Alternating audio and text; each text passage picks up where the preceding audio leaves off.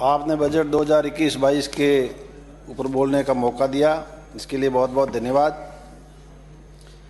सभापति महोदय, 24 तारीख को माननीय प्रदेश के मुख्यमंत्री जननायक अशोक गहलोत जी ने जो बजट पेश किया, चाहे प्रतिपक्ष के लोग हो चाहे दूसरे हो, किसी को ये उम्मीद नहीं थी कि इस कोरोना की एक वर्ष के महामारी के वजह से ऐसा शानदार और क्रांतिकारी बजट आएगा। लेकिन ऐसा बजट आया क्योंकि हमारे लोकप्रिय मुख्यमंत्री के ये पूरे जहन में था कि जनता प्रदेश की सभी वर्ग परेशान है इस महामारी की वजह से, जिसका सभी वर्गों का ध्यान रखते हुए एक शानदार और एक जानदार बजट दिया प्रदेश को। इसके लिए मैं माननीय मुख्यमंत्री जी का बहुत बहुत धन्यवाद ज्ञापित करता हूं और बजट का स्वागत करता हूं। यह बजट प्रदेश के सभी वर्गों के लिए, सभी वर्गों को नई दिशा देगा और नई दिशा ही नहीं देगा, एक आधारभूत और ढांचागत विकास इस प्रदेश का होगा। कोरोना की जो व्यवस्था सभी पूर्ववक्ताओं ने कही, जो एक शानदार व्यवस्था राजस्थान की रही, उसके व्यवस्था की बाद तीसरा बजट जो शानदार प्रदेश को माननीय मुख्यमंत्री जी ने पेश किया, जिसके लिए चाहे वो चिकित्सा हो, विशेषकर मैं चिकित्सा की तरफ ध्यान आपका देना चाहूँगा कि चिकित्सा के क्षेत्र में एक शानदार व्यवस्था माननीय मुख्यमंत्री जी की पहले भी रही है, चाहे वो निःशुल्क दवा हो, निःशुल्क जांच हो, और इस कोरोना के लिए पूरे प्रदेश के अंदर मेडिकल कॉलेज खोलने की बात हो, जगह जगह पीएससी और सीएससी खोलने की बात हो, हेल्थ के सेक्टर में क्योंकि हमेशा माननीय मुख्यमंत्री जी इनके प्रति, मरीजों के प्रति, गरीबों के प्रति हमेशा इनके दयालु भाव रहे हैं और इनको विशेष व्यवस्था इन्होंने की है। जैसे कि इन्होंने इस बजट में नए कॉलेज भी खोले हैं, आयुष्मान भारत महात्मा गांधी स्वास्थ्य बीमा योजना भी लागू करी है, निरोगी राजस्थान का ऐलान किया है, नए मेडिकल कॉलेज खोले हैं। इसलिए और साथ ही साथ जो एक ऐतिहासिक घोषणा माननीय मुख्यमंत्री जी ने करी है कि पहले कोई दुर्घटना हो जाती थी रोड पर तो उसको घायल को उठाने के लिए हर आदमी के मन में एक भय सा होता था कि पता नहीं क्या दुर्घटना घटी है, इसको कैसे हॉस्पिटल ले जाएं, कोई अपने खिलाफ कोई कार्रवाई नहीं हो जाए। वो भय मिटाने के लिए माननीय मुख्यमंत्री जी ने एक घायल व्यक्ति को अस्पताल तक पहुंचाने के लिए पहुंचाने वाले को 5,000 की देने की इनामी राशि देने की भी घोषणा की है, जो एक बहुत बड़ा ऐतिहासिक फैसला है। साथ ही साथ चिकित्सा के क्षेत्र में हो, चाहे शिक्षा के क्षेत्र में हो, चाहे मेडिकल और ये शिक्षा और रोड के क्षेत्र में हो, सभी क्षेत्रों में ऐतिहासिक घोषणाएं माननीय मुख्यमंत्री जी ने की है। साथ ही साथ कृषि बजट, भारत सरकार ने पहले भारत में देश के अंदर रेल बजट अलग हुआ करता था, भारत सरकार ने तो रेल बजट को मर्ज किया है और हमारे लोकप्रिय मुख्यमंत्री जी, जो हमारी पार्टी और हमारे नेता हमेशा सोच किसान के प्रति, किसान की हमदर्दी के प्रति हमारी रहती है। प्रतिपक्ष के साथी सभी कह रहे थे किसानों के बारे में, चाहे ऋण माफी की योजना 72,000 करोड़ की ऋण माफी, जो देश के लिए आज का इतिहास, जिसको आज को कोई रिकॉर्ड उनको कोई तोड़ नहीं पाया है। आप और हमारी योजना, आप कोई मिलान एक्सपर्ट से कोई मिलान कर लीजिए, अगर आपकी दुगुनी नहीं हो जाए तब आप हमारे से बात करना, वरना कोई भी बात करने से उद्योगपतियों की बात करने से उनकी आपको चिंता रहती, किसानों की आपको प्रति कभी चिंता न रही है, नहीं रहेगी। इसलिए एक ऐतिहासिक घोषणा माननीय मुख्यमंत्री जी ने की है कि अगले वर्ष से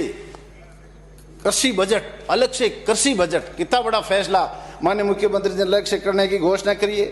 माननीय मुख्यमंत्री जी ने कृषि विद्युत वितरण कंपनी को अलग से व्यवस्था, ताकि किसानों को अलग से उनकी ढंग से बिजली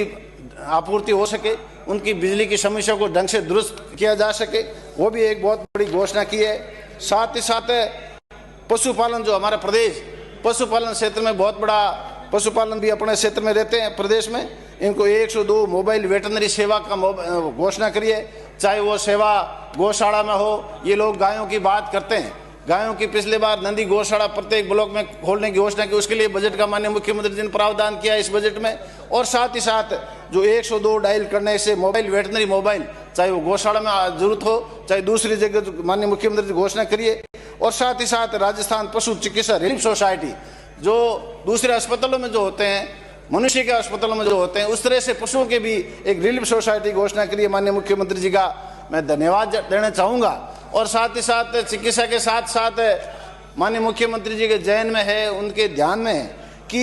आज पूरे प्रदेश में, गांव में, ढाणियों में कम पढ़े लिखे बच्चे जो नशे की प्रवृत्ति, नाना प्रकार के व्यसन की चपेट में आ जाते हैं, नशे की प्रवृत्ति में की चपेट में आ जाते हैं, उनको भी ठीक करने के लिए, उनको एक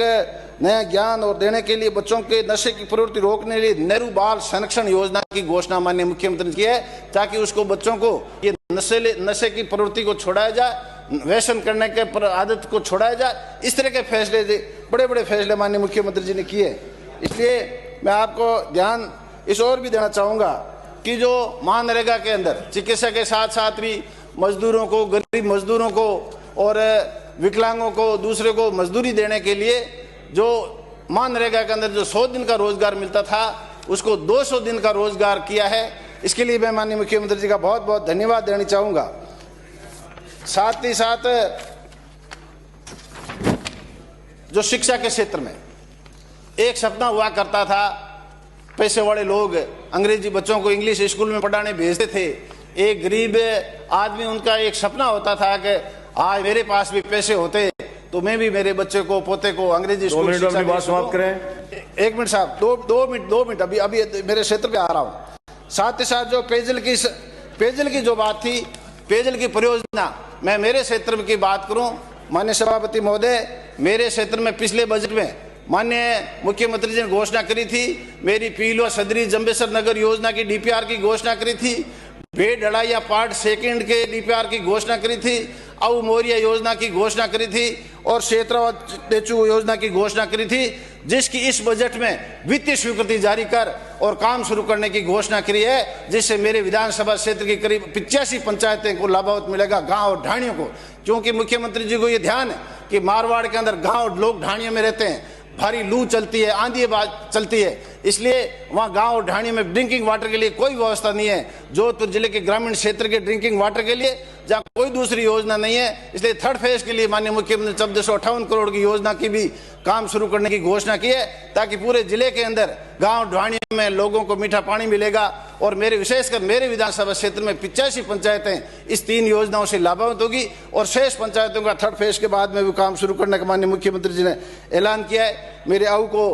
तहसील का दर्जा दिया है, लोहाट में मेरे मुख्यालय पर डिप्टी ऑफिस खोलने का ऐलान किया है और जो लोगों को रोजगार देने के, उद्योग धंधे करने के लिए मेरे वहाँ रिको को चालू करने का भी घोषणा की है, मेरे पीलो में सीएससी करने की घोषणा की है। ऐतिहासिक फैसला मेरे विधानसभा क्षेत्र माननीय मुख्यमंत्री जी ने किया है, इसके लिए माननीय मुख्यमंत्री को मैं धन्यवाद इस अवसर देना चाहूँगा। और साथ ही साथ मेरे लोहाट में म्युनिसिपल कोर्ट खोलने की बात है, चाहे मेरे ट्रेजरी खोलने की बात है, क्योंकि एसडीओ हेडक्वार्टर है, सब ये भी मैं आपके माध्यम से मांग रखूंगा। और चाहे पीएचडी मंत्री जी विराजे उनके, क्योंकि मेरे विधानसभा में एक भी सहायक अभियंता का पीएचडी का कार्यालय नहीं है, चाहे वो मेरे लोहाट हो, देचू हो और बापिनी में सहायक अभियंता का कार्यालय माननीय मंत्री जी खोलें, ताकि लोगों को इस ड्रिंकिंग योजना भी सही ढंग से समय पर पूरी हो सके और लोगों को पेयजल की मॉनिटरिंग की सही ढंग से हो सके। और भी क्योंकि मेरा नया विधानसभा क्षेत्र ये तीसरा चुनाव है, नए कार्यालय भी स्थापित करने आपके माध्यम से मैं सरकार से मांग करूंगा, मेरे सारे कार्यालय लोहाट मुख्यालय पर खोले जाए। माननीय सभापति जी, आपने मेरे को बोलने का मौका दिया, बहुत बहुत धन्यवाद।